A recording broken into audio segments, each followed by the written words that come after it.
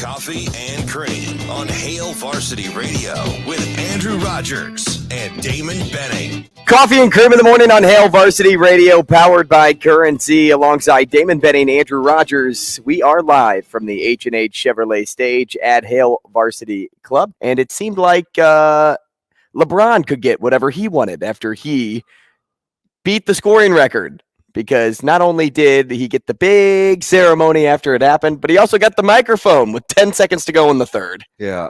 How you doing, DB? Good morning. Yeah.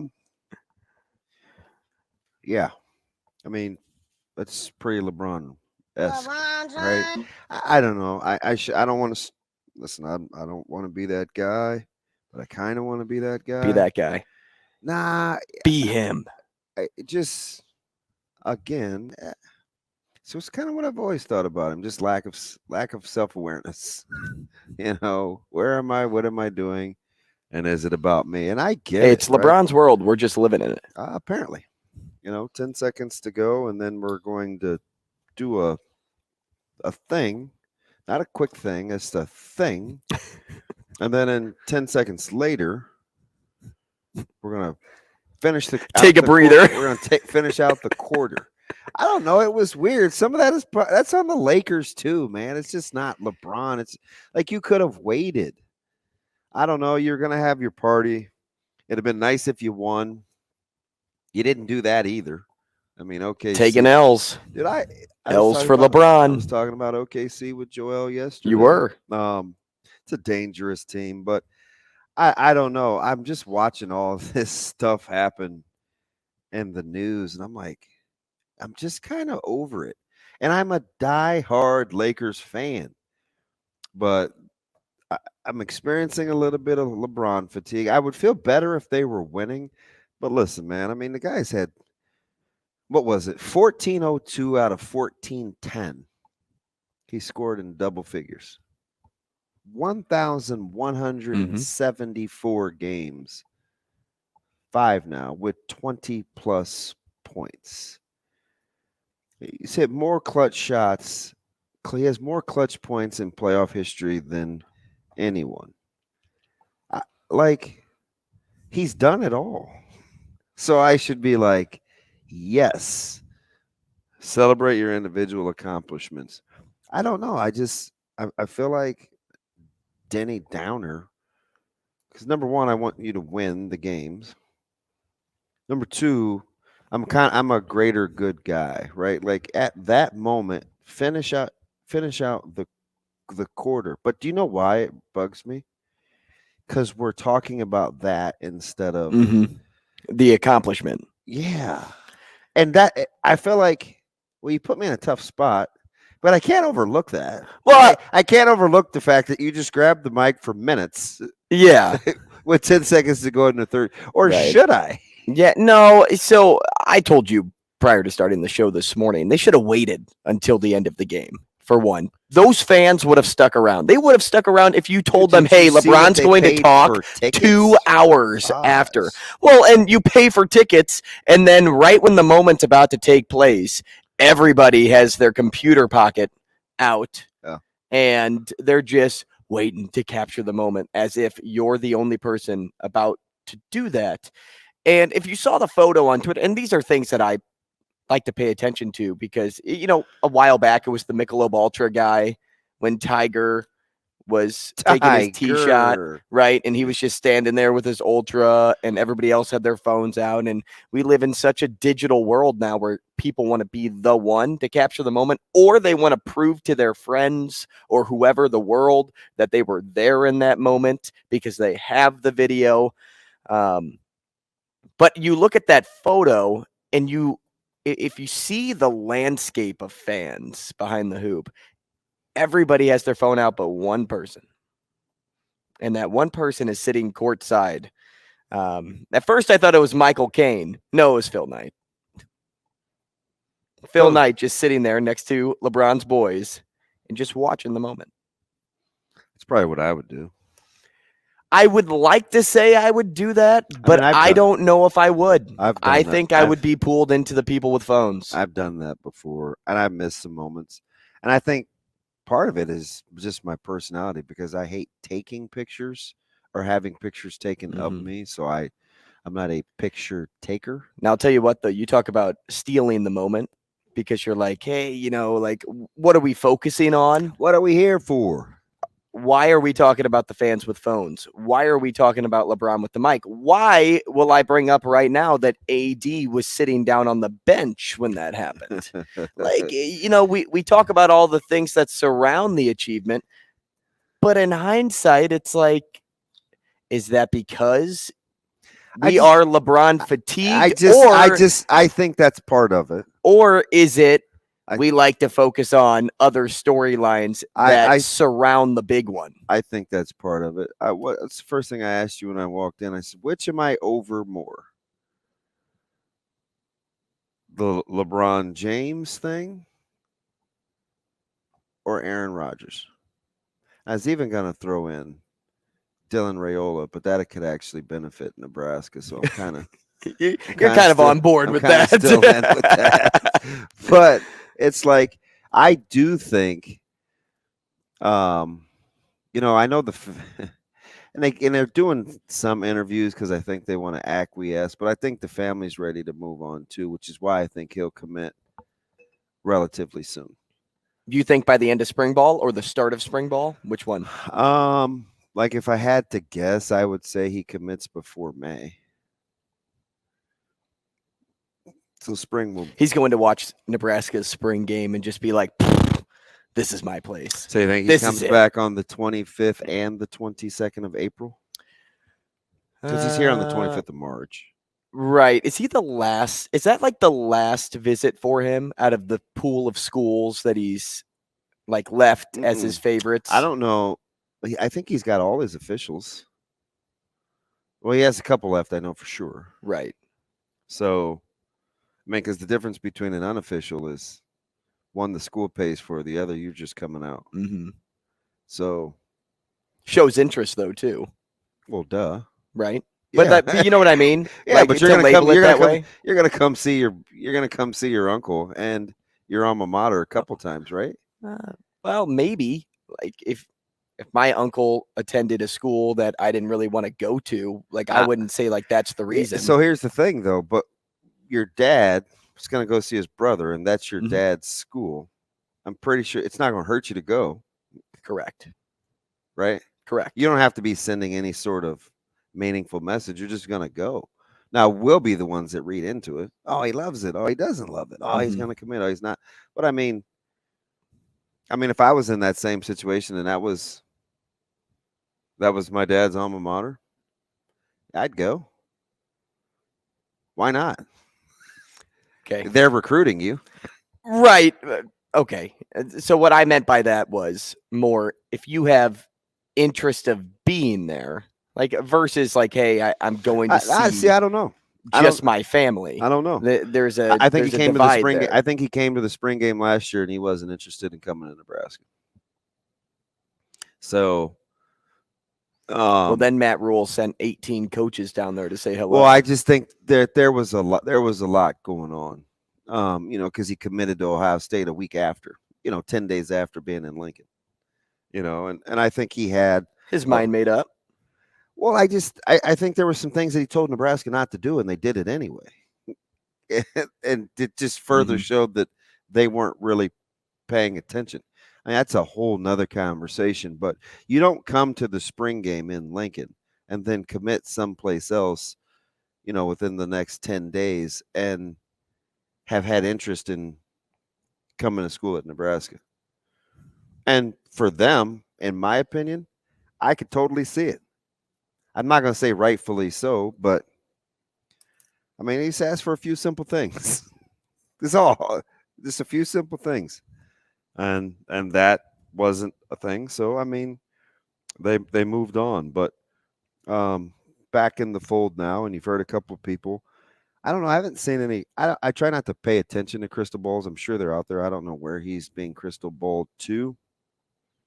But, I mean, we heard Sam, on our show. And I wanted to grab Mitch, but he was kind of doing the radio tour. So we gave him a rest this week just because like everybody else was talking to him. So I was like, give him some time just to be refreshing and do something different. But I think I didn't get a good sense after Mitch Sherman did the sit down that Mitch thought he was going to be Lincoln bound. I don't know. It's always interesting with recruits, especially super high profile, because I can only relate to what's going on in our house. I do think there's some recency bias. Right? Like, what school was I just? Well, that's why I think there could be some benefit to Nebraska being on the back end of some visits. Yeah, but it's not going to sneak up on him though. Like what? So why though? Like what doesn't he know about Nebraska? They sent 9 coaches, right? Your uncle's there. You've been there numerous times. Like, what don't you think he knows? I feel like you learn something new every time you go a place. Yeah. Like you I see mean, something I different. don't, but I think with schools, like, I think Now, is there something to going last? Probably not to the school. Maybe a coach in your home, though. But I don't think the school isn't going to change. And at some point, like, I think you're kind of over the dog and pony show of the pageantry and the red carpet. The school may not change, but when you look at maybe certain situations or players or like because things are they're ever changing every single day. You may show up and stuff is different every day at our job. Right, but that's And that's what I'm and saying. Like it could be a different conversation. Doesn't sway me though. Right, but it could be a different conversation of, hey, maybe we see you here quicker. Like, if you showed up, maybe it's a day one thing. I think if it comes down to that, then it's not about what I think being recruited needs to be about. Like on the 4th time or the 5th time, are you gonna say, is something gonna sway you? Probably not after 5. Well, let's say after 3. Well, after 3, probably not either. Well, that's kind but of. That doesn't mean you won't learn something new. Yeah, it doesn't have to move your needle though. I mean, you can die on that hill. It's totally cool in the conversation. It doesn't have to move. But I don't think it's gonna. It doesn't. It's not. It doesn't necessarily have to sway you. I don't want you to even say like sway. I mean, I just want to make you think. Like, yeah, look at a situation and present something new. You've been recruited to come to a couple of different jobs, and I think after like X amount of times, I think if that's a place for you or not. That's basically what I'm saying. Well, yeah, I look at other factors outside of just like the sport. So those things stay the same, but like what happens in house could change. Yeah, I don't know. But I will say this, if you look at the interest of the schools that he's getting, which is Nebraska, USC, Oregon, Georgia,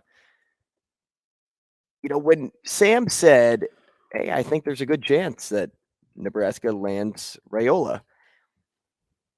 When you have other schools like the ones I just pulled in with Nebraska, you would think, really? Like, you don't think Georgia is going to take the number 1 quarterback recruit? You don't think USC, who's had Heisman winners left and right, is going to appeal to him more than Nebraska?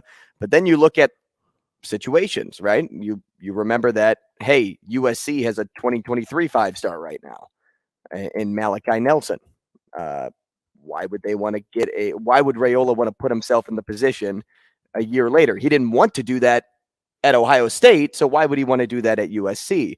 You look at the Bulldogs and think, despite the fact that Kirby Smart is recruiting him hard, you have Todd Monken that may or may not be there. And not to say an OC is end-all, be-all for a kid coming in 2024, because they will establish themselves prior to that point. But it could play a factor too. I mean, you look at Nebraska, and it's one school that has their head screwed on straight. They have a path, they have a plan, they have a coach long-term, and they have set their stage and basically shown him everything that they're willing to do or can do with him. Yeah, I think there's a lot that we're missing in that kind of linear scenario. I think number one, we don't know what it is that stokes the fire from a competitive standpoint, right? How much does he want to win? How much is who he's playing with a factor? Because sometimes I think we just make it about the opportunity. I think sometimes, people, they want to win and have success too. So, and it's not just about their opportunity. Because I think what people will figure out, and I say this in our house all the time.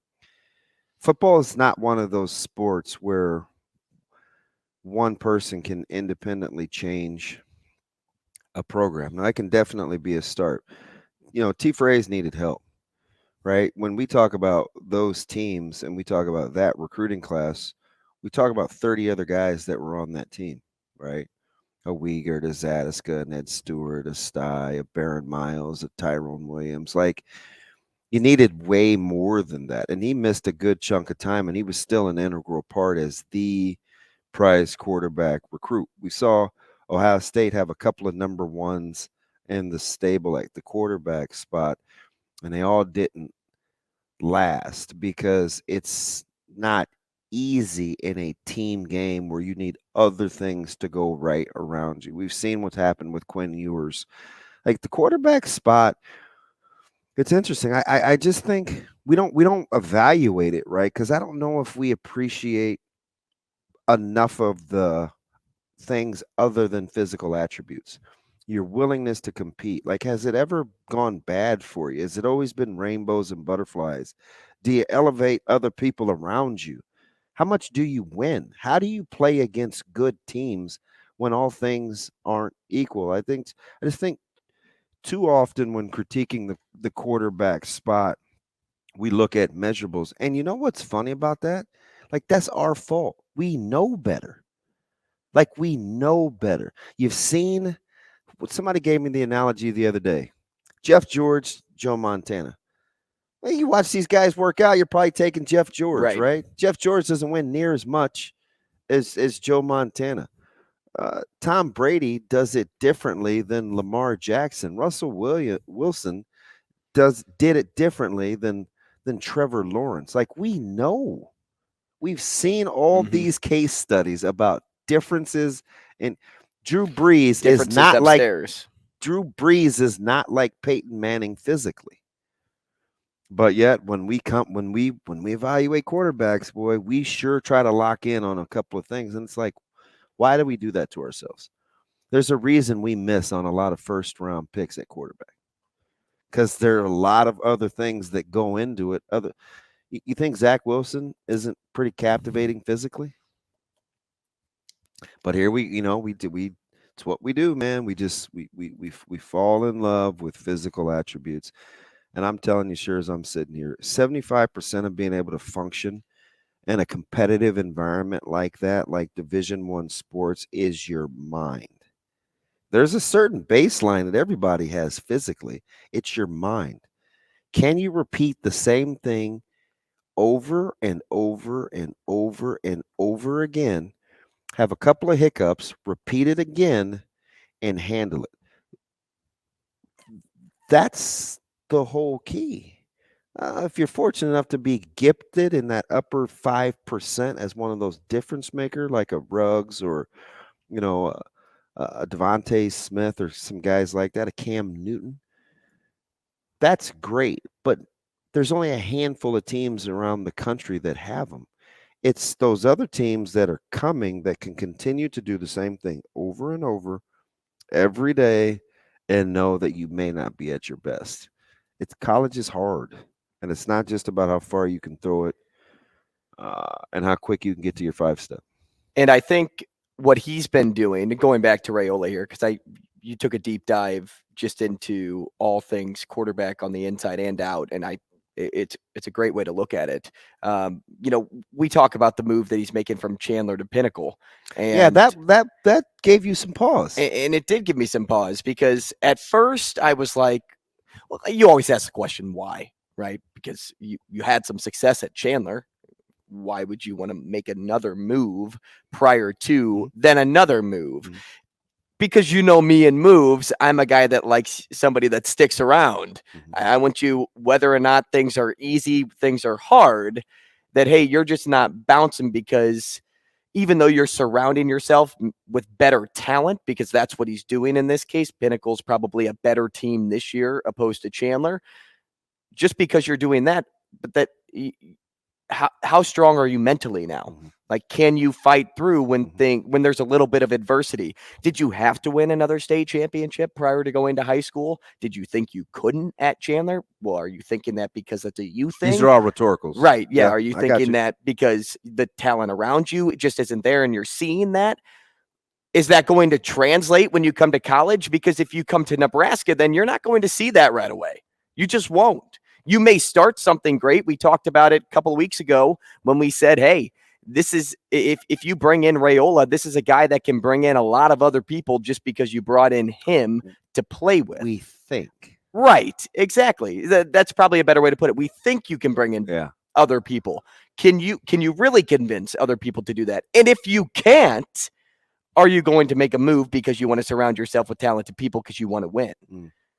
So all things to consider, a lot of rhetorical questions out there about Dylan Raiola, but I think all of that ties back into your point of, hey, outside of the physical attributes, what's going on the inside? How big's your heart? Yeah, how big and strong are you on the interior? I just think quarterbacks are different because there's only one of them. And I got into this great debate, and it came up multiple years in a row with Michael Severe.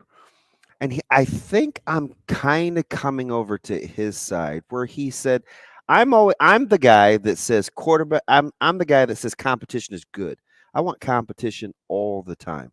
I look around town, like I want competition. I'm competitive. You or Severe saying that? This is me, and I'll get to the conversation, right? Yeah. So I said, so I want Nebraska the last 10 years. I think it started with maybe Jebbia or some of the quarterbacks. And I'm like, man, quarterback competition is good. Quarterback competition is good. And he's like, listen, DB, quarterback is the one position where you want a guy and you don't want competition. And we'll get into why he says it. And I fought it for years. It's a good point. And now I'm kind of, I don't know. But I'll state both cases when we come back. Hey, lots more to get to, and we'll set up the show, too, next. Coffee and Cream with Rogers and Benning on Hail Varsity Radio.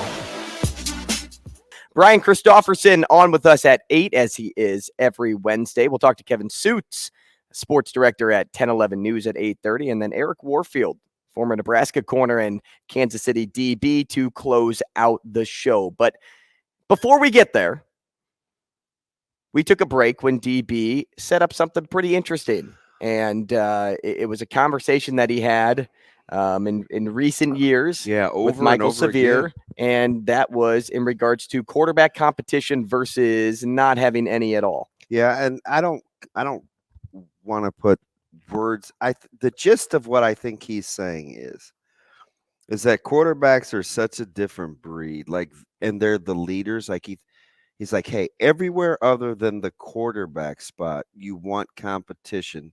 You want to have the guy at the quarterback spot. What spurred the conversation was we were going through Tommy Armstrong, his evolution, getting the start, winning the job, versus Adrian Martinez coming off in between seasons of his freshman, being super dynamic his freshman year, and kind of then he got in the weight room, got a little bigger, put on some weight, got a little stronger to take the wear and tear, whatever the rationale was, but was never really pushed for the job. Lost a couple of good quarterbacks in that span that transferred out. And then we got to talking about all these quarterbacks that are in the transfer that were getting in the transfer portal. And I never wanted the quarterback races to be settled until it was settled. Like, I didn't ever want an anointing. Now, full disclosure, I'm obviously conditioned to compete for a position. Based on where I've been, what I've done, and what I saw. Right. So I may be a little, I may lack a little objectivity. Right. But even T. Fraze didn't start right away. Brooke pushed him in the offseason. Brooke pushed him again in the offseason. I watched a quarterback competition go all the way down to the wire. And I think we were better for it. Because meanwhile, all our guys were getting better. So that's kind of what I know. I've also seen some quarterbacks at the next level sabotage a season because they were the guy and didn't have enough competition. I remember vividly, I'm like, man, just play Burline. Don't put up with what Kerry Collins is doing. Right? But I'm a scrub. I just signed a free agent deal. I may not even be here tomorrow. Do you know what I mean? I just knew what I was used to versus and what I saw happen. And I'm like, no. Like, you want Martinez pushed. Like, you want Tommy Armstrong to run a guy down from behind and get the start. You like Jebby, I wanted those guys to stick around and compete. I don't know, quarterback. I'm like, do I want the quarterback just to be the guy? Maybe in the NFL. I don't know if I do in college. But I'm listening a lot more in 2023 than I was in 2015. That's for sure. Significantly more. Is the quarterback the one spot where you don't? Why should that guy not have to have competition? But kind of as I'm watching all the anecdotal evidence, shoot, man, maybe he's right. I go back and forth. It's a fine line to tightrope, I think, because do you want your QB to be the guy? I want my QB to be the guy, yes. But what I was getting at is the tightrope that you're on is, are you getting too comfortable or are you embracing competition? And I think you need a little bit of both at the end of the day. But I also want my quarterback to feel confident. And by feeling confident, is that because I made him the number one, didn't give him a lot of competition, I bought into him, I told him he was the one, and in turn, he continued to compete every day? Or did he just kind of sit down? Did he kind of just rest with it? Let me ask you something. Should his makeup matter? Like, because what you're describing is, or what I hear, I don't want to put words in your mouth.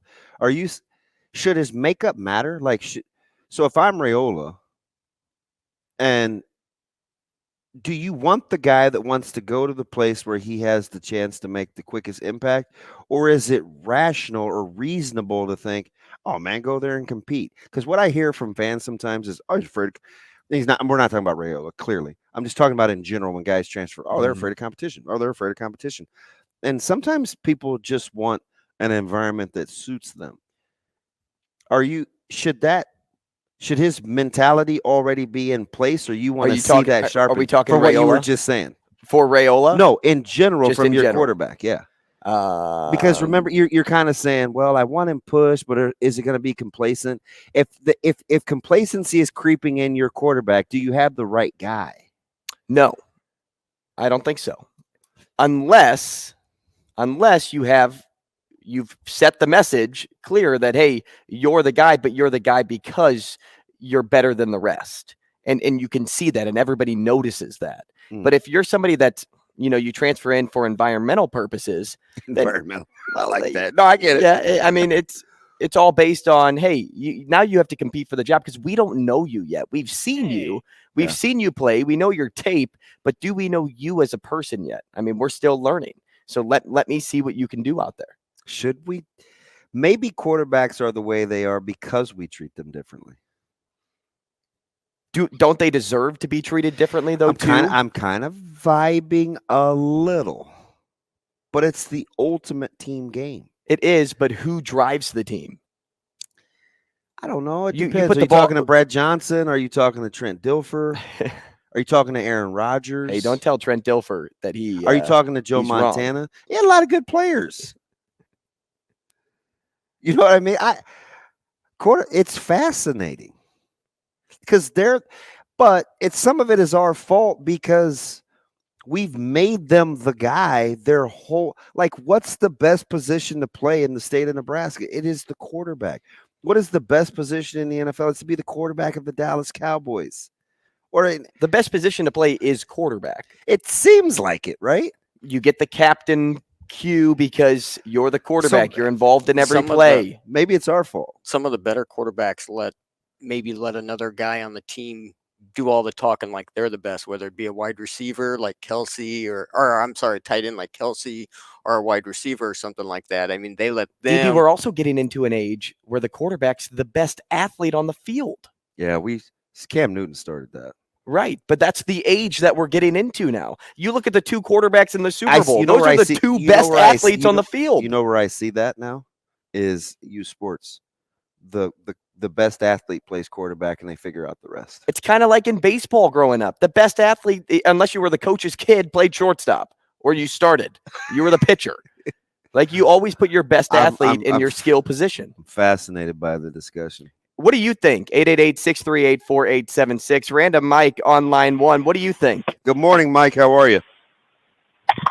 Hey, I got to tell you, while I'm waiting, they got some kind of weird music playing. I can't hear what's going on. Yeah, we're just going back and forth talking about quarterbacks.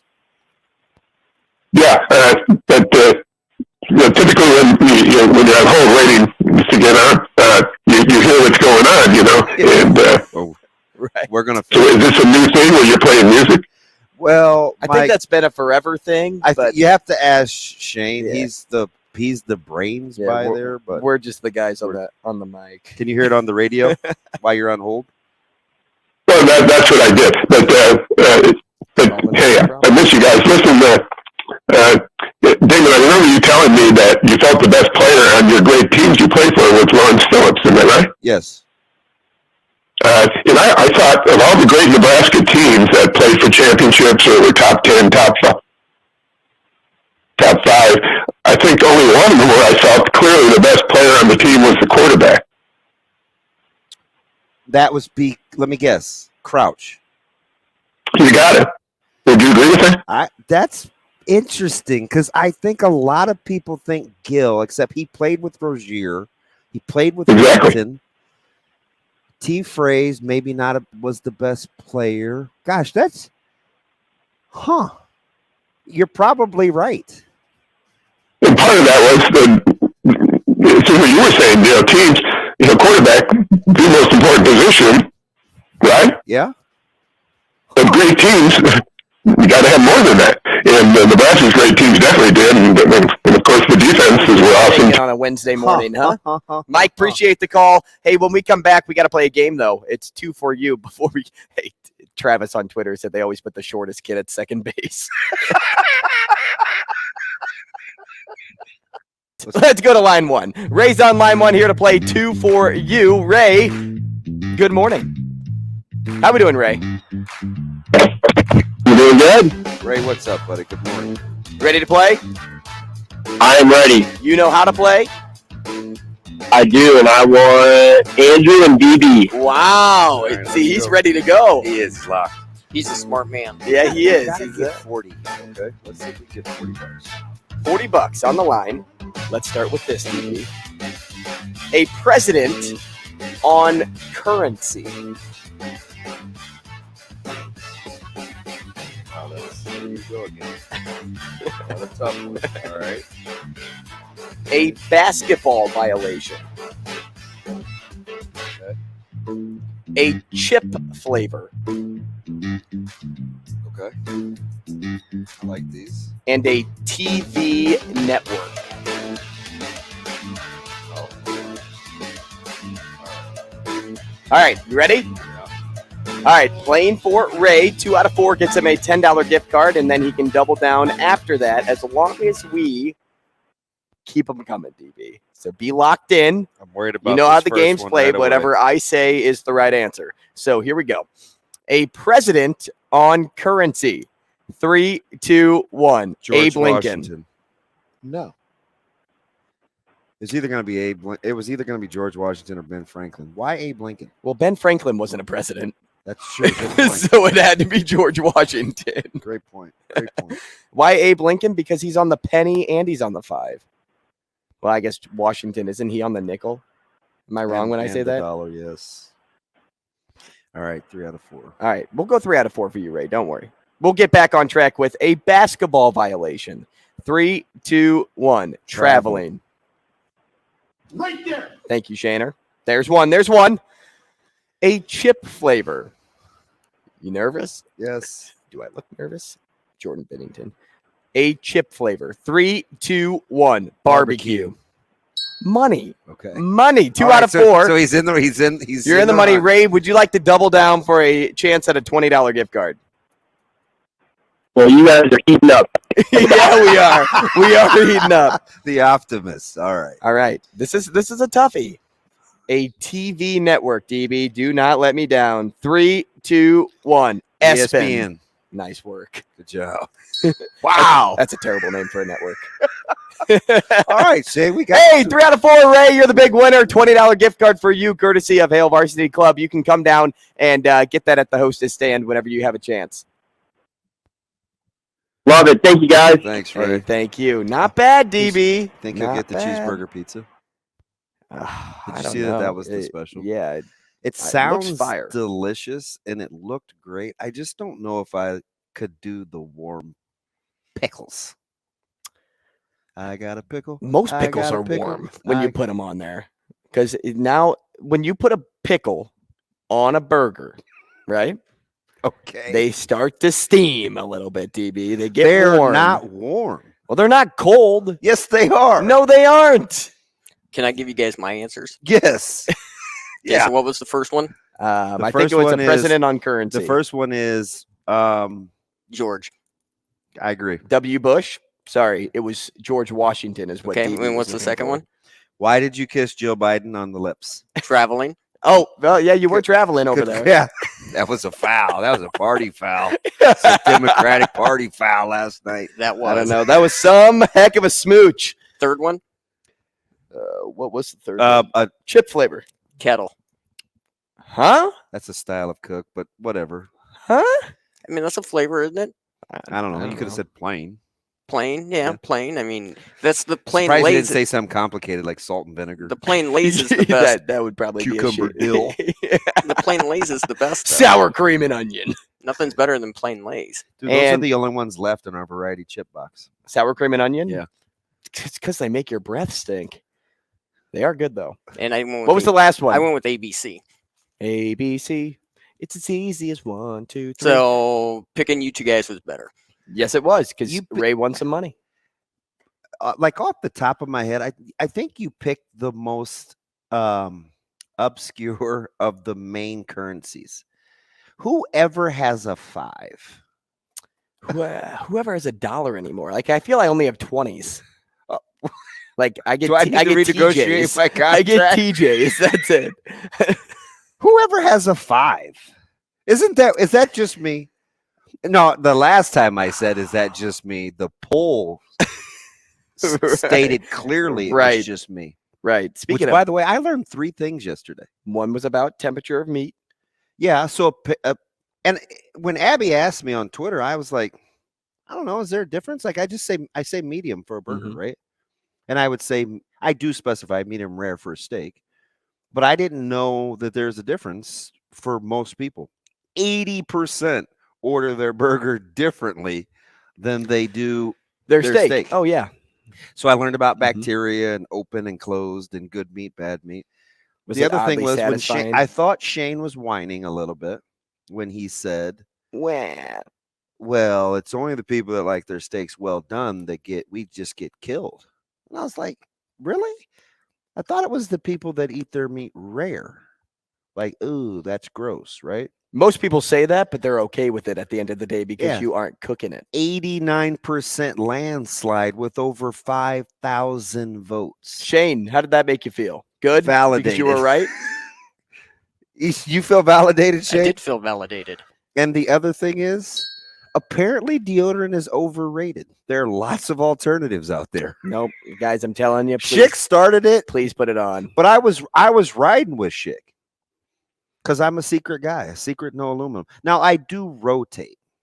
I'm a rotator, But 2 of the 3 that I think I think even the degree I use is women's. It's the thin stick. So you're saying when it's overrated that men versus women's deodorant is overrated? My man Brian Wilson, Or are you T-Fresh saying Grizzly, not wearing it at he was all? talking about these alternatives, right? Cocoa butter and some other stuff. Ben Eisenhart, another former player, has gone through the no deodorant phase. I'm like, I heard that with celebrities. That was like what, about 10 years ago, Shane, when all those celebrities weren't wearing. Like Brad Pitt. Is that because he has armpits? Oh, look at you. But then there were like if you Google celebrities with body odor, most of them have their little taglines and stories are people that don't like deodorant. But apparently that's overrated. So I learned those 3 things yesterday. I'm a big deodorant fan. And I learned the difference between aluminum and no aluminum. I'm telling you, man, Twitter. I'm a big when used correctly, deodorant fan. when Please use it.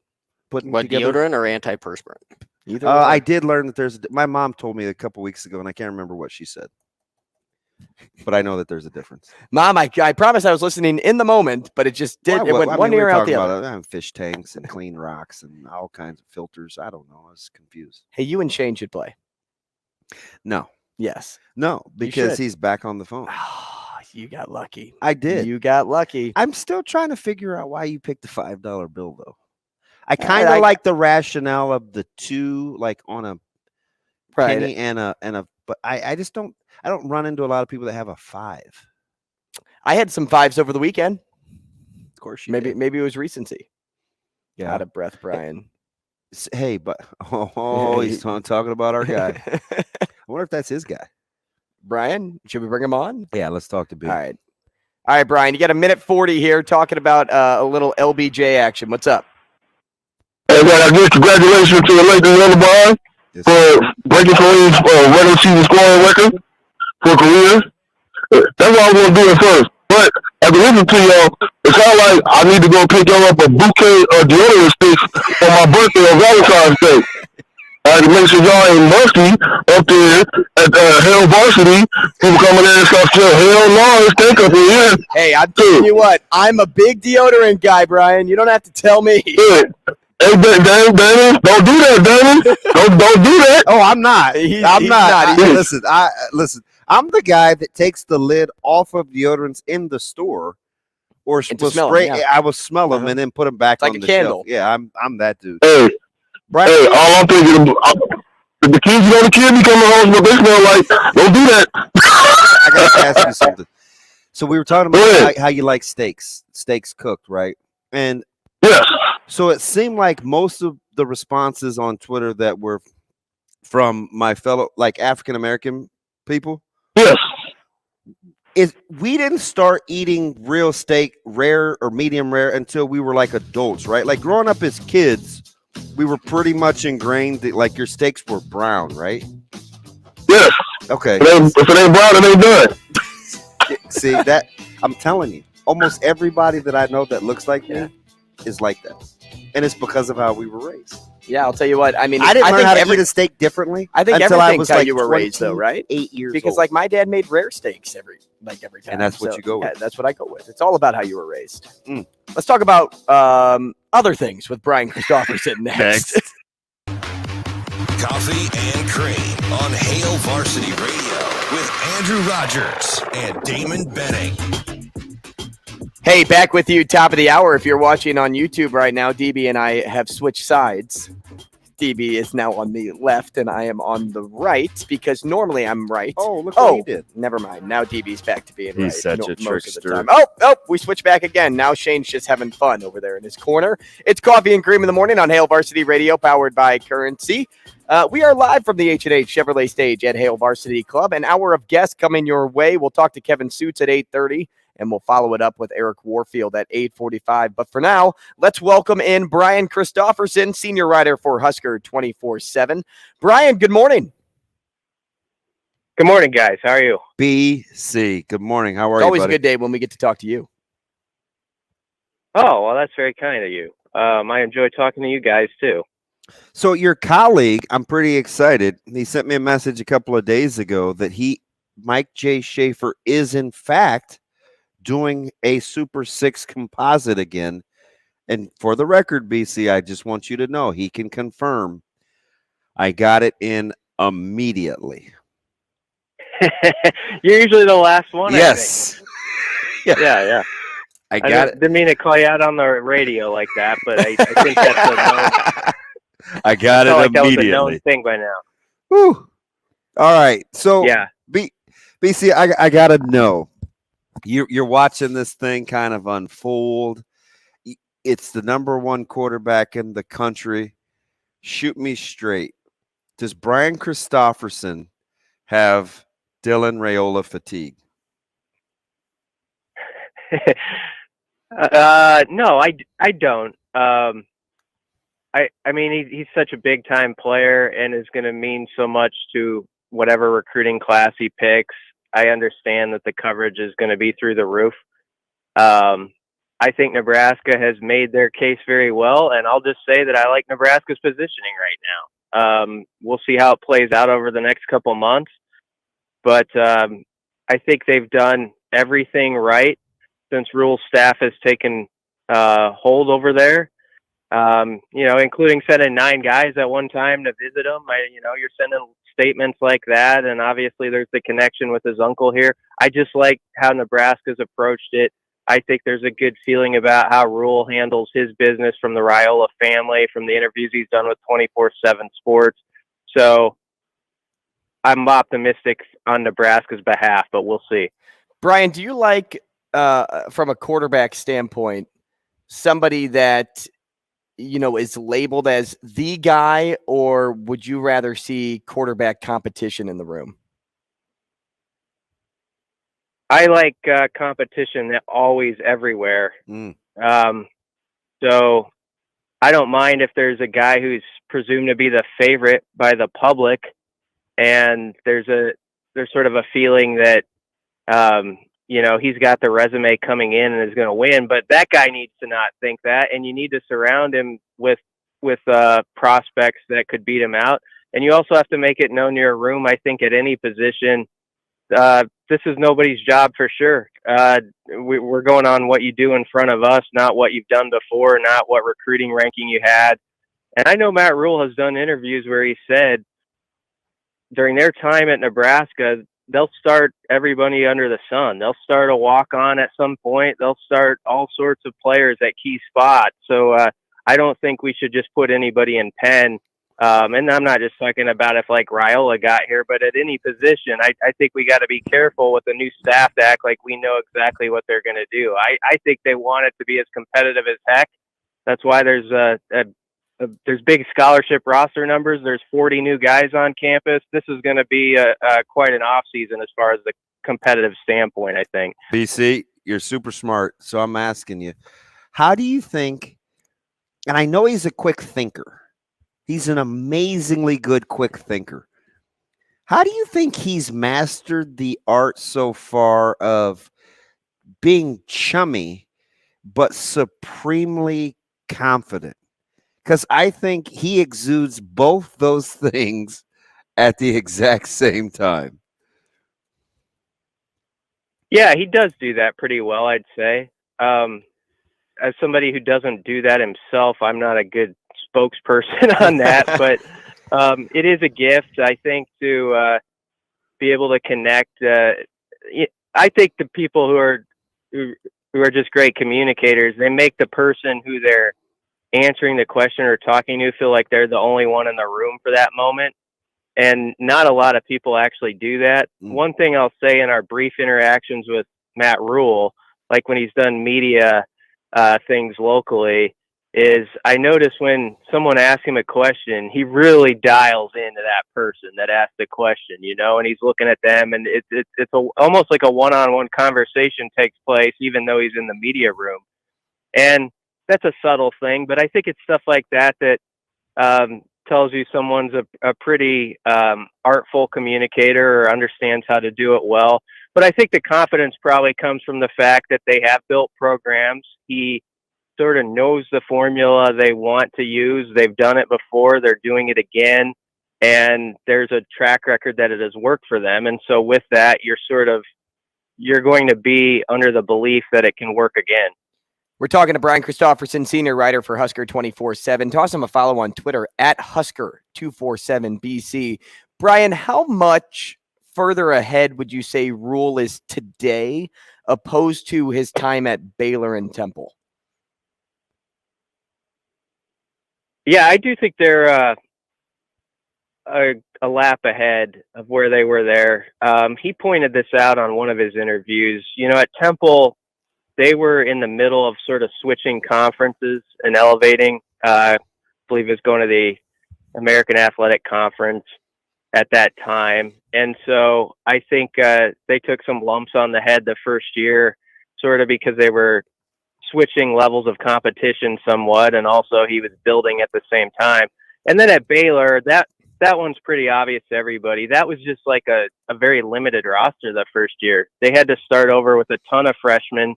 I think they had like 40, 45 scholarship guys on the team when he took over. They were very down in the dumps with O-linemen. I think he said they had 3 or 4 scholarship O-linemen when they walked in the door. And remember last week's press conference with us when he said, I want 16 O-linemen. And I think Nebraska's got like 15 of them right now on scholarship, and that's not even counting walk-ons, or it's somewhere around there. So if you even just look at like the O-line and certain positions at Nebraska, you can see that there's a lot more stocked in the cupboards than there were at those previous stops for various reasons. And also, I think they truly believe there's actually some good football players that have been left here. And it's maybe a better team than the record has warranted over the last few years. And now it's about, building that chemistry and that sort of connection within a specific team in 23. But I do think they believe, and I'm basing it off Rule's comments, that they're ahead of those first years at other places where there's a little bit more expectation this time. BC, on Tail Varsity Radio show yesterday, Schmitty and my man Herbal Essence were talking to Ron Brown, and he said something like kind of diagnosing Coach Rule that I think is unbelievably astute. He said, I think you have to have a certain level of fearlessness, right? You have to be able to overcome intimidation. That's one of the characteristics that he likes about Coach Rule. It seems like he said a million things without saying much at all. But can't you immediately see how that would be beneficial at this job in Nebraska? Yeah. You're talking about fearlessness. I guess I'm thinking that through a little bit. It's an interesting quote. I thought it was spectacular because he said, I thought about dealing with media, the pressures that come with it, the 50 people at a practice, the not falling into, well, we've done it this way, the black shirt tradition, the former players, like there's just so much that comes with this job. I think you have to be, you can't be intimidated by the masses. No, that's a good point. You got to be unafraid to do it your way and not get sort of bullied by the masses, for lack of a better way of saying it, into, well, this is the way it's done around here. Don't you see? You got to do this, you got to do that. There's history behind this. And I'm not saying with that, like, do away with the black shirts or something like that. But I just think sometimes we do get really stuck in Nebraska, like, oh, this is the way it was done, so you got to keep doing it that way. And that way hasn't worked necessarily lately. So I think you can, I like what they have said at various points, is you embrace that there's history here. You appreciate that about that place. but you also have to have an eye toward what's next. What's the thing where we can get out in front of people, like Nebraska used to do. And, you know, that was the thing about Tom Osborne that made him so great. Yes, he was a great X's and O's schemer, but he was an innovator. Like, he was somebody who was ahead of, like, this is what we need to be in the weight room. You know, this is what we need to do here and there. And all these outside aspects people in other places weren't paying as close of attention to. So I do think that is required in that position, to be bold and to just, you know, be yourself, respect how it's been done, but also these are the different angles where we're going to maybe tweak it a little bit. And I think the benefit right now of coming in as Nebraska's head coach is it has been so bleak around here that I do think the fan base is more in tune with, like, yeah, let's try different things. Let's see what the new guy has to offer. And, you know, maybe a different point of view could be useful at this point. To expand on that, what next point, let's look at, or what's next, excuse me. Let's look at positional outlooks for next season. Based on, say, the recruits that committed in the past few weeks, or even just who is returning on the current roster, which positions do you think receive the biggest boost for next season? I think the secondary is very strong on paper, actually. I mean, they return everybody that was a starter almost. And then I just think there's all sorts of intriguing guys who have popped in that are going to make that competition bump along pretty well. So that spot I like. I think tight end is the most fascinating sidebar of all, just like what they can get done with Eric Gilbert and, you know, Fedone maybe being healthy now, and just like how that works out. I mean, you have two of the top tight ends in back-to-back classes now, hopefully going forward at the same time. And that's really interesting to me. You know, the D line and how that sorts out is probably the one where I hate to put like, oh, that's a question mark. I mean, we're a ways away from spring ball, but D line's a spot where I don't know as much about certain guys and how they're going to fit yet, or how they're going to play up front, or what exactly how they're going to align themselves, honestly. So D line is probably my biggest curiosity, is the word I would use, of those position groups. And receivers up there too, because it's just, they need more chairs in the room now. They've just loaded that competition up, and it's going to be all sorts of interesting. BC, this level of surprise that I put Jaden Doss and my Super Six.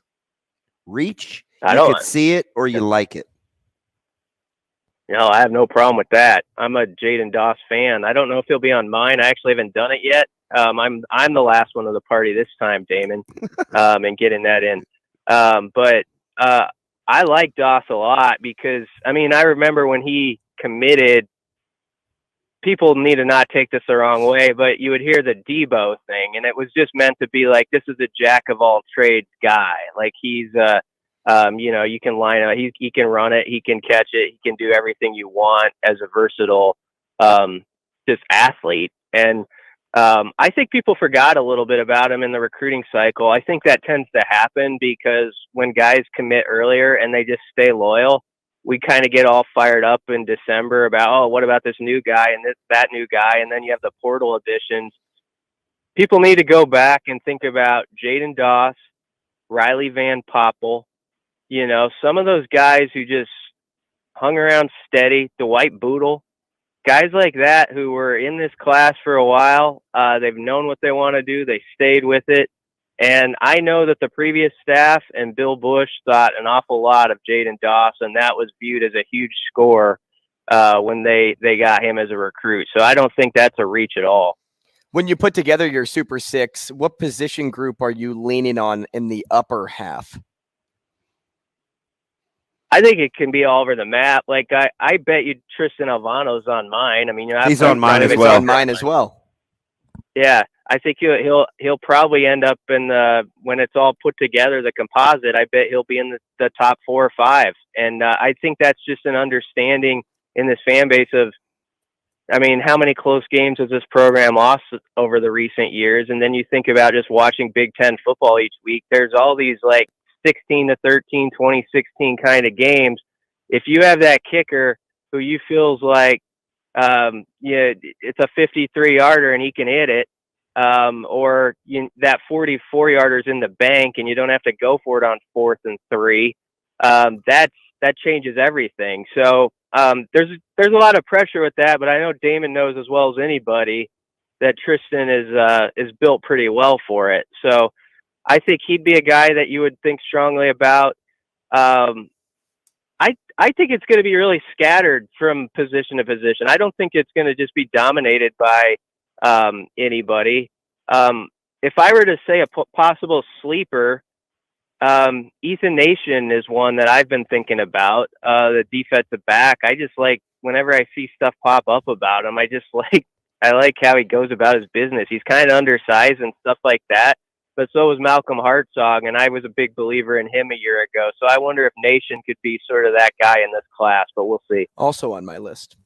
Yeah, that's funny. Also it was on my list. So I was talking to Tristan last night, watching the West Side Lincoln East debacle, and we were talking after the game, and he's running track because he wants to be more athletic, and he thinks jumping will work on his leg strength and track training will help his hip flexibility. He's not playing soccer as an all-state caliber soccer player, so because of risk of injury, but he's doing track to work on leg strength. That's when I say you don't need a baby, he doesn't need a babysitter. That's what I'm talking about. Dedication, man. And I mean, you're talking about, I mean, Nebraska had a scholarship kicker on their roster and added him. I mean, that's a coaching staff that's like, got to have that guy. And I think everybody around here, I've never seen it quite like this. After that state title game, there have been examples close to it, but I don't know if I've ever seen the fervor like there was within the fan base. Like, Nebraska's got to have that guy. Like, they need him. Like, you can't let him go to Iowa or anything like that. And there was just like this, it was across the board agreement that a kicker needed to be in this class. And I don't say that in any way demeaning. I mean that as like, that's how good Alvano was to the eyes of this state, is that he just felt like an automatic guy as people watched him. They're like, I want that guy in the clutch with the game on the line on my side, not kicking against me on Black Friday. You know what it was, BC? The Nebraska fans were having flashbacks to Keegan Johnson's coming out party in the state championship when he had been really good all season. And Nebraska's kind of like, Then he plays his ass off in the state championship, and everybody's like, we got to get that guy. We got to get that guy. Nebraska fans weren't going to let that happen again with Tristan Alvano. Yeah, it feels like in-state recruiting is a little different right now. I don't know. It does. And I know that conversation's getting beat to death, but I think there's truth to it. And, you bring up Keegan, another interesting guy in this class. Ismail Smith-Flores coming in late. Completely I don't know if a big enough deal was made of the fact that, his dad was an Iowa legacy Hall of Famer, and Nebraska, stole him away from Iowa. I know Bob Wager and the connection there, but if that were the other way around, people would be losing their minds. Like, how did Iowa take this guy away from Nebraska? So I think people need to recognize sometimes when it goes the other way too. Just saying. BC, I'm over here losing my mind. I feel like DB was just on mute over here based on all of his facial expressions. Wasn't I not? So I almost put him as my sleeper, and I'm like, you know what? Watching his tape for a guy that hasn't played that long, being recruited like that, he's pretty good. Like, that's a good get. And I spent like 4 minutes basically just yelling at Andrew as he's nodding in affirmation because he has no idea why I'm so excited about it. But I'm like, we just flipped the kid that is a legacy guy, and he's good. Yeah. Well, I mean, Iowa offered him mid-fall. I mean, only like 4 or 5 games into his one season. And they are very selective. Yes, and they would, and people can say what they want about Iowa football, but they know a thing or two about the tight end position. We'd have to say that. I mean, they've had some really good ones. They have the best guys in the world that played at Iowa at that position. So I think I just feel like that's when people are sleeping on. I get it because he's only played a year. I like both him and Jeremiah Charles out of Arlington. I don't think those were forces at all. I know the Wager connection, and some people kind of wonder about that, but I've talked to both those kids, and just the way they are and sort of their mindset, I think they're going to fit well. So that's one I just thought, if the shoe were on the other foot and his dad had gone to Nebraska and he was going to Iowa, we would, everyone here would be all the talk for weeks, and no one cares the other way. So I'm just saying we got to be a little fair about that sometimes. BC, call me crazy, but when putting together my list, I led with an O lineman, and my sleeper was actually an O lineman as well. I really like Machacek down low as a sleeper on this team. Which you guys are in cahoots. Which he could be like defensive as well, and you can touch on that too. But at the top, DB. Do you care if I share? No, go ahead. DB had Van Poppel at the top of his list, and I know a lot of people have or will put Malachi Coleman at the top of their list. But when I looked at team need, I addressed offensive line again, even though there are some returners there. I like Gunnar Gatula. What do you think about having him that high on the list, or do you think others, and I don't want to say more deserving because every recruit is deserving of the spot on this list, but do you think I'm crazy for going that high there? No, just have patience, young Andrew, because people are, I'm telling you, people on these lists, people like to put their guys who are going to blow up, they think, the first year or two. But these lists aren't just about that. It's over the long haul. And if you're picking offensive linemen, you have to have it in mind, it might take toward 25, it might be 24, 25 till we see some of these guys, right? Actually on the field as main guys. So I think you got to keep that in mind, and you can make a good case for them. I like Sam Sledge a lot, as a possibility. He was my sleeper. And I always struggle with Jason's name, Machacek. Everybody knows who I'm talking about out of South Dakota. Right. It looks like he's going to start on the D line. That kind of flipped in the last couple of weeks, so he's probably a D lineman to start, but he would be a guy who I would definitely consider as a sleeper too. Hey, I love going back and forth with you every Wednesday. Thanks so much for joining the show. We appreciate it, and we'll talk again next week. Thanks, BC. Thanks for having me, guys. Hey, coming up next, we are talking to another cat out of Lincoln, and that man's name is Kevin Sjuts. He'll be joining the show. Lots to talk about, and maybe we'll start with high school next. Let's get it. Hey, let's have some more fun as we continue our hour of guests. It's Coffee and Cream in the Morning on Hail Varsity Radio, powered by Currency. He's Damon Benning. I'm Andrew Rogers. And on the phone, we have Kevin Sjuts, sports director over at 1011 News in Lincoln. Kevin, good morning, man. Happy Wednesday. Good morning. Good morning. Special K. That's sometimes what I feel like I should be calling good you with nickname. A little cereal in the morning. So every other week I've asked you, I think I have my answer. The best high school basketball team in Lincoln is Lincoln East. Correct. But I mean, it's on a tee after what happened last night, though, DB. We can talk on Friday or Saturday after East plays Pius, and that answer might change. It's so crazy. If you would consistently do this over the past, 90 days, the answer probably would have changed 5 times.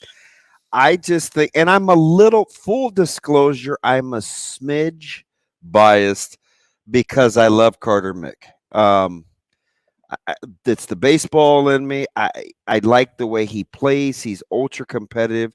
He shredded Westside last night and did it with a smile.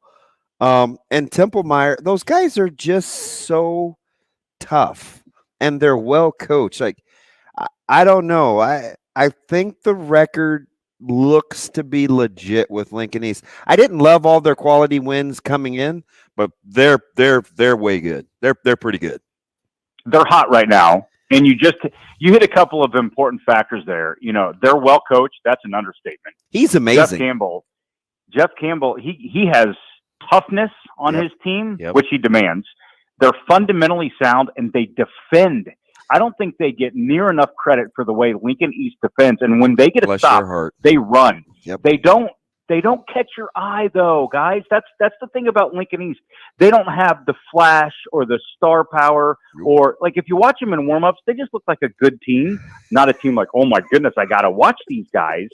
But they're the collection of the parts, and they're a really, really good team. They lead all the teams in Lincoln with 15 wins, and right now they are hot, 6 in a row. And I think last night winning at Westside, I don't know why it took a road win in Omaha for everybody to settle in and say, all right, this team's for real. I think that folks in these parts have said, that's a good team, but yet the resume looks a little bit better this morning. So spot on. I mean, I'm like nodding, and the whole warm-up. Well, it's because you gave him 3 weeks to come up with that answer. But I'm partial to Coach Campbell. Like that's I'm on record, right? Like I'm a big Coach Campbell guy. We joke around, we talk. I was messing around with him before the game, but the little deal about the warm-ups and watching them and not being overly whatever the adjective is, but man, he was calling out plays.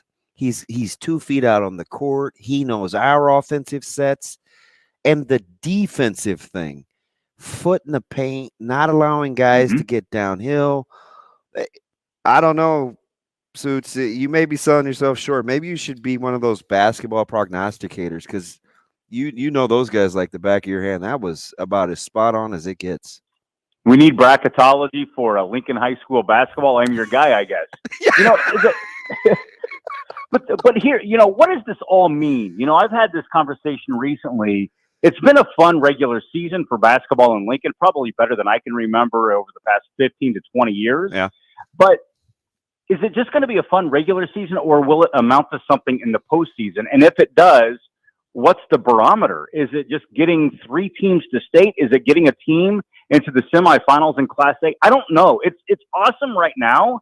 I hate to start thinking about the postseason being the great evaluator, but I really do feel like maybe it's going to end up a little hollow if all these teams kind of fade out in districts, or they just make it to state, but no one makes a run.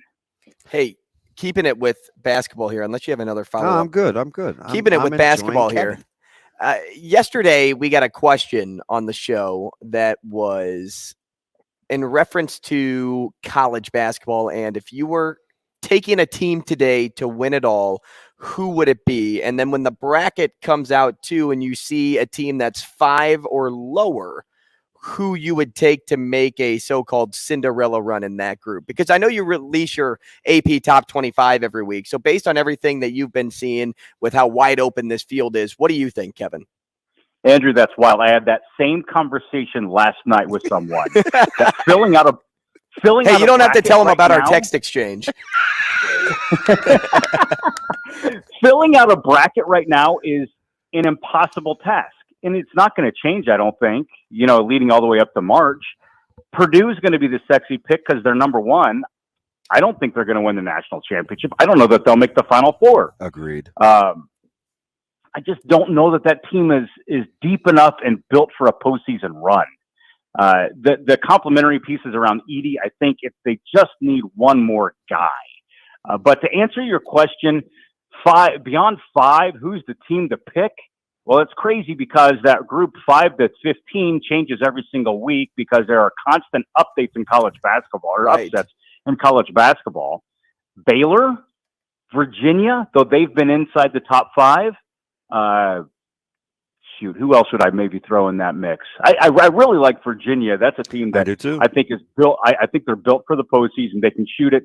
Amazing coaching, and that's a team when they get a chip on their shoulder, they play so well. North Carolina State, I think that's a team that's really getting better as the season goes on. I'd throw them in the mix, and then again, top 5 or not, UCLA, Arizona, one of those 2 teams is going deep into the tournament. Hey, watch out for the Thundering Herd too out of Marshall. Oh yeah, he's on this Marshall tip, but since I don't know if it's just because I I profess my affinity for you over all these years, but you're hitting on all my chords, right? You nailed the Lincoln East, the basketball thing. And did you hear the school that he kind of casually threw in there? Yeah, North Carolina State. No, ding dong. UCLA. Like, for some reason, I'm a sucker. I don't know, Kevin. I think that's the team. And I did. Full disclosure, I watched him get annihilated by Arizona, got handled by USC. I still like UCLA as kind of that sexy pick. They have experience in the postseason. Jaime Jaquez, can't you see that being one of the guys that just goes off in the tournament? Sure can. And Mick Cronin, he's a great coach. And I'm with you, DB. Like, there have been games that I've flagged and be like, I've got to watch this game. And you just expect so much more out of UCLA than what they end up producing. That Arizona game in particular. But I think overall, that's the summary of this season, though. There are teams that have really nice records, but in the big moment, you think that they're going to take off and separate themselves, and it just doesn't happen. Look at Kansas. Yeah. My goodness. Kansas has 5-6 losses. Yeah. But they're still considered a national championship contender. They get good point guard play. It's over. Let me get you out here on this, Kevin, because you're right there in the heart of the pressure cooker, and you see all the media, the throngs that cover the sport. And Coach Brown said something to Chris Schmidt yesterday on the Hail Varsity radio show I think is fascinating. He said, and I quote, "You have to have the ability to overcome intimidation. I like the fearlessness so far that I've seen in Coach Rule." For some reason, Kevin, I was like, yes, that's what has to happen at the University of Nebraska for a multitude of reasons as a head coach. Are you vibing with that? Absolutely. And here's the thing that I would add on to that, Damon, is that Coach Rule, he's in awe of Nebraska and its history and getting to sit down with Coach Osborne and reaching out to Ndamukong Suh and so much that goes into the past here, but it doesn't overwhelm him. He embraces it, and he walks this very fine line of like, yeah, this place is awesome. I know there's pressure to win, but it's not affecting who he is. He's so comfortable in his skin.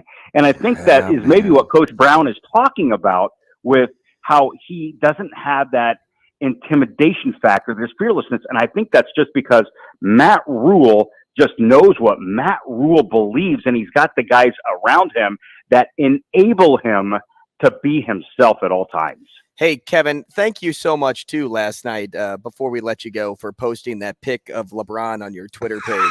It was fantastic to see you pay tribute to him in that moment. I'm pulling my hair out, Suits, and I'm a diehard Lakers fan, man. I don't know what to do with this. Okay, let's clear this real quick. I'm an Illinois guy. I grew up in Illinois. When Michael Jordan played, it was on TV, no doubt. Every single night. He was a winner. He's my guy. You will not be able to convince me in my mind anyway that there is somebody other than Michael Jordan that's the greatest basketball player of all time. So let's get to it. Hey, Kevin, I'm a Bulls fan too. I'm with you.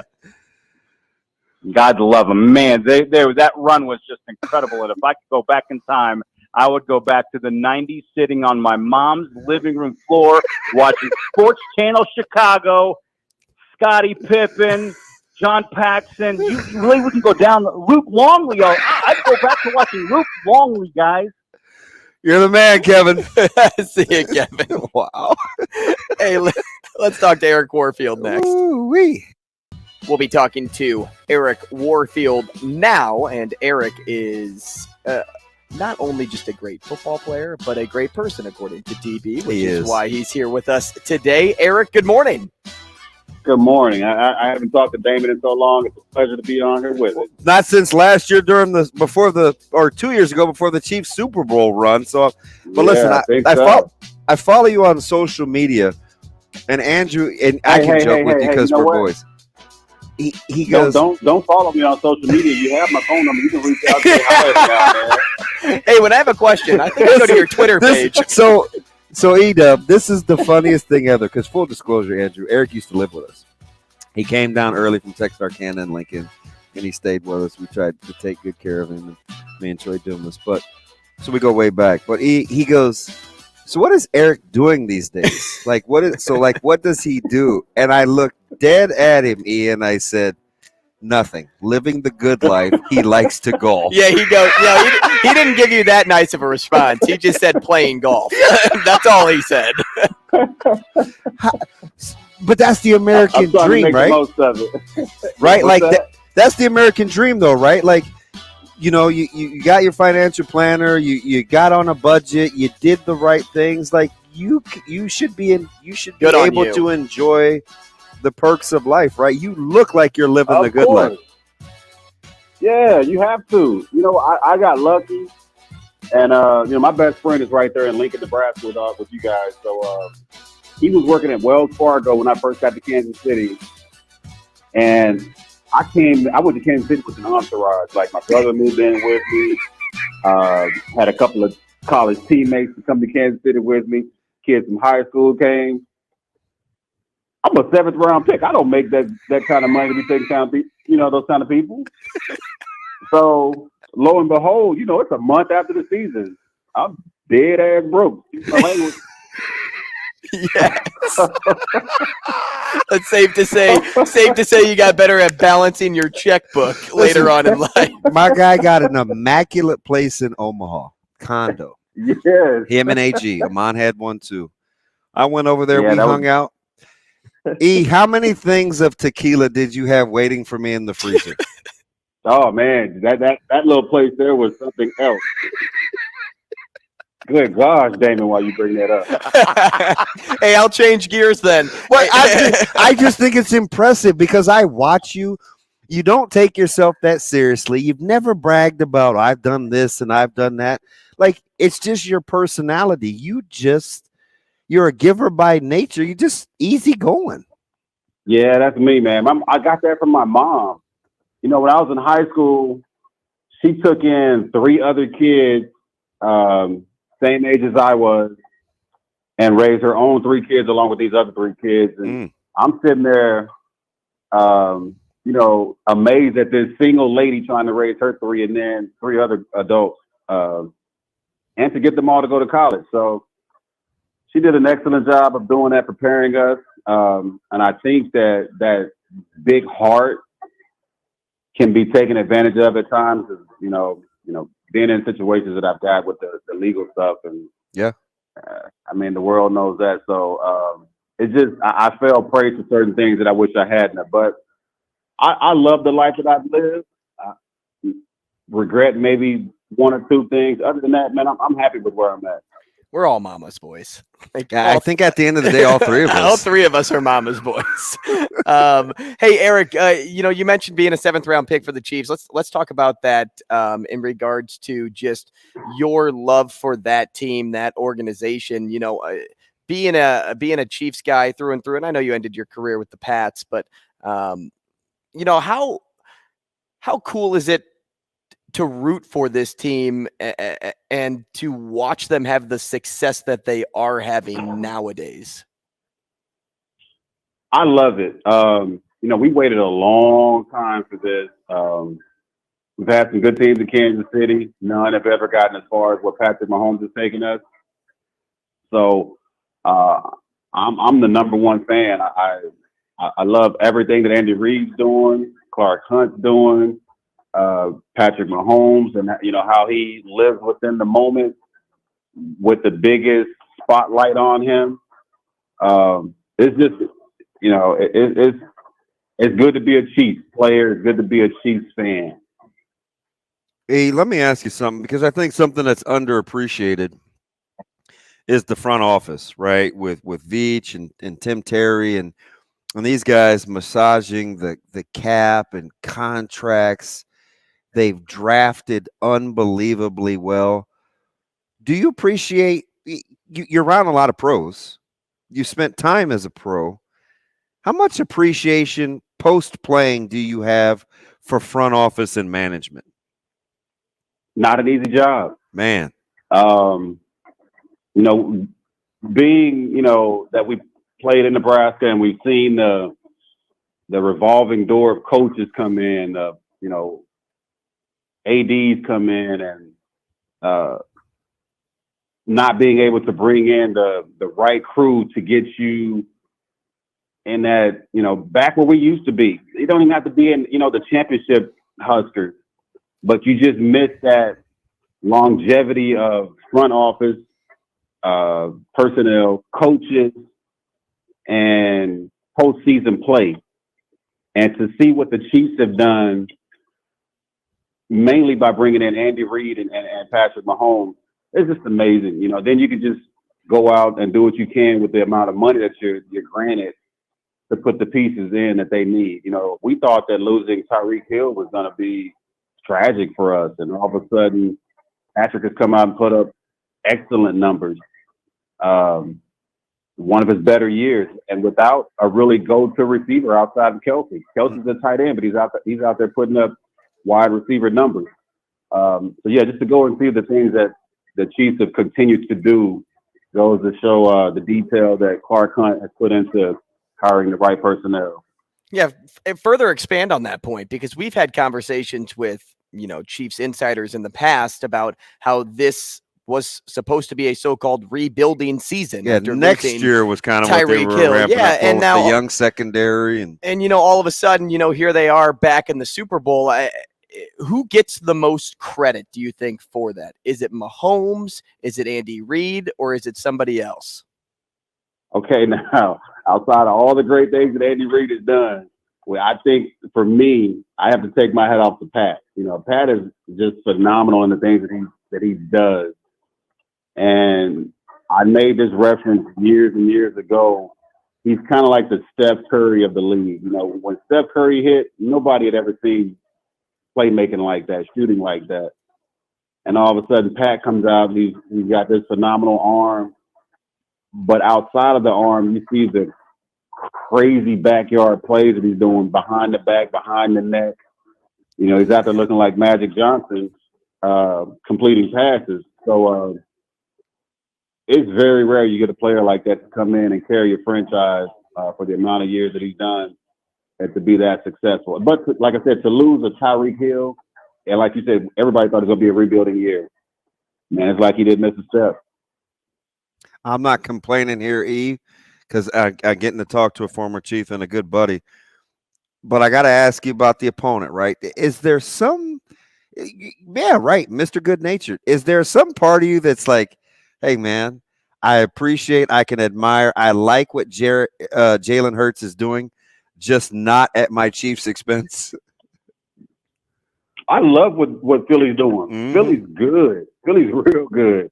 And when I saw what they did to San Fran, I had to take my hat off and be a little concerned because they're an overall good team, defensively and offensively. They have the pieces to get it done. I just have that much more faith in my Chiefs. And, if we got a healthy Patrick, I think, we easily win this. But even with a unhealthy Pat, we saw what he did in the last week's game on 1.5 legs. So it's just fun to watch him play. But, yeah, the Eagles aren't anything to look past.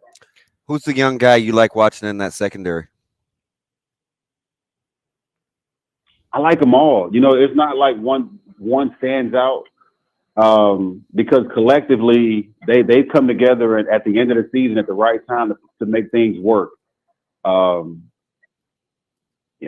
We thought losing Honey Badger was going to hurt us, and yet, we don't get the amount of turnovers and playmaking ability that he brought, but we're looking just as good. So, yeah, just the overall unit of the secondary is good right now. Eric, how much do you buy into the Nick Sirianni's so-called snub whenever Andy Reid took over that job back, when was it, like 2010 or something like that? You still got to take your hat off to Sirianni for what he's done. Nobody was thinking that Jalen Hurts would be in this situation. Not one single person. And he's got that team playing excellent football. So you got to give him credit for where he's at, what he's done. And, he's made some snarty remarks throughout the season when they got rid of Frank Reich out of Indy.